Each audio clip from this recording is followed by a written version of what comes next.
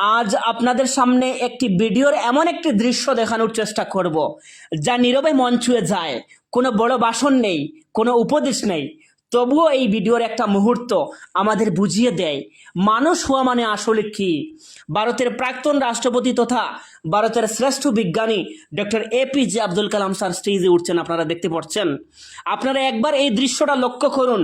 স্টেজে ওঠার পরই তিনি দেখলেন তার জন্য রাখা হয়েছে একটি আলাদা ভিআইপি ও আরামদায়ক সিট, কিন্তু সঙ্গে সঙ্গেই তিনি সেটি প্রত্যাখ্যান করলেন, কারণ তার চোখে পড়ল সামনে বসে আছেন অধ্যাপক, উচ্চশিক্ষিত ব্যক্তিরা, উচ্চশিক্ষিত মানুষ এবং শিক্ষকরা রয়েছেন, তারা সবাই বসে আছেন সাধারণ চেয়ারে।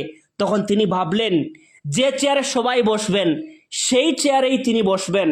সঙ্গে সঙ্গে তিনি বললেন, এই ভিআইপি আরামদায়ক সিটটা সরিয়ে দিন।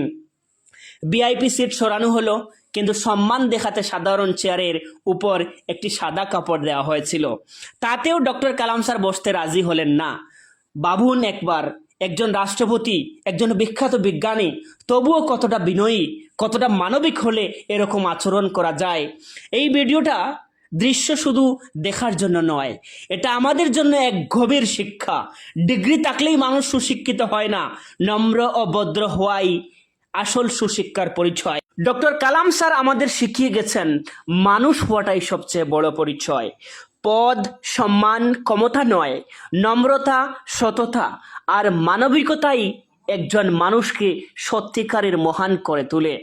এই কারণেই আজও ভারতের কোটি কোটি মানুষের হৃদয়ে তিনি চিরকাল অমর হয়ে আছেন।